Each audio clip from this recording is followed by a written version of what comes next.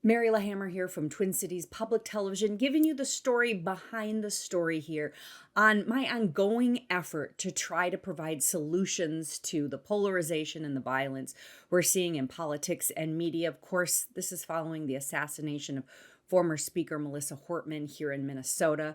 I personally knew Hortman since the day she pretty much entered politics about 26 years ago, and covered her nearly daily at the Minnesota State Capitol. And since that, I, like a lot of people, we're trying to think about what we can do, what we can do to, again, lower the temperature and create civil, substantive conversation.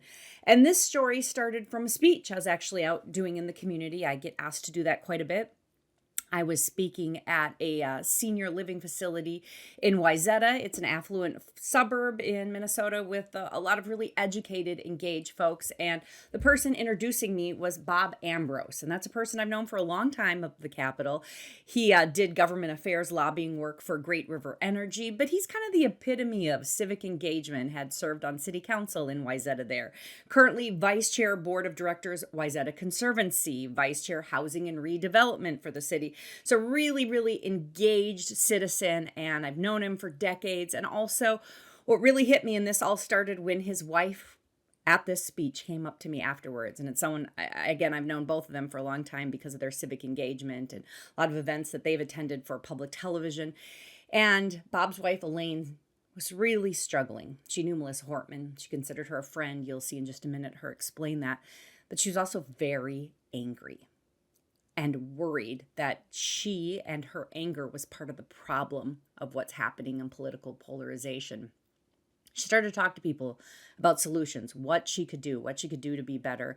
And she had coffee with the Wayzata mayor, who you'll hear in a moment. Very interestingly, this is a former Republican area that has turned a little more middle of the road, moderate. It has a split legislative delegation. So in this western suburban area, there are Democrats and Republicans representing the area. The mayor identifies as an independent, which is kind of where this area is right now. I think very much of my time reporting around the Lake Minnetonka area, and specifically in Wayzata, not long ago, the dedication of the historic post office in the name of former Congressman Jim Ramstad. Ramstad was a very moderate Republican who many say maybe couldn't get elected in today's day and age. Jim Ramstad has a huge lasting legacy of bipartisan coalition building, moderate work, and really addressing mental health and chemical dependency and getting insurance companies to cover that work. That was just groundbreaking legislation that he did quite some time ago, working with, again, he was a Republican. He worked across the aisle with former U.S. Senator Paul Wellstone, one of the most liberal, left-leaning politicians in Minnesota and really the country at the time, and the two of them working together on this mental health parity. Huge strides. And again, that all happened in Wayzata. And so that's the place where I decided to do this story, and I'll talk to you a little bit more about that, but let's take a look. My friend Melissa Hortman was murdered in her house at night. She was a friend of mine, and I was so angry I couldn't stand myself. I felt like I was going to eat myself up. Toward the end of my career, I had an opportunity to travel with her and a group of legislators to Germany to exchange ideas on renewable energy. Instead of allowing her anger to consume her, Elaine Ambrose sought solutions. She's the only friend that I have that has ever been murdered. I felt so angry and so frustrated and hopeless that I contacted a couple of friends to kind of help me through this. And one of them suggested that I join Braver Angels. Braver Angels is a national organization whose founder and biggest following is in Minnesota. They are increasingly in demand to address polarization. The level of polarization is the highest since the 1850s, and you know what happened then? We went to war with each other. And if we don't do something about it, there's a high degree of, high chance that we're going to have increased violence. The vast majority of Americans say violence and polarization are problems. The way that we feel about the people on the other side has become so negative that it really keeps us from listening, and it keeps us from working effectively on issues because we dislike each other, we distrust each other so much that we're not willing to work with each other. We teach people how to listen well, listen with respect, but listen to understand, to bring a sense of curiosity, to really understand what the other side is saying, and then in turn to be able to speak their point of view in ways that it's more likely that they'll be heard. The way I say it is, we know everyone wants to be listened to, but wouldn't you also like to be able to tell your side of the story? Elaine discovered she wasn't alone in her anguish after the assassination.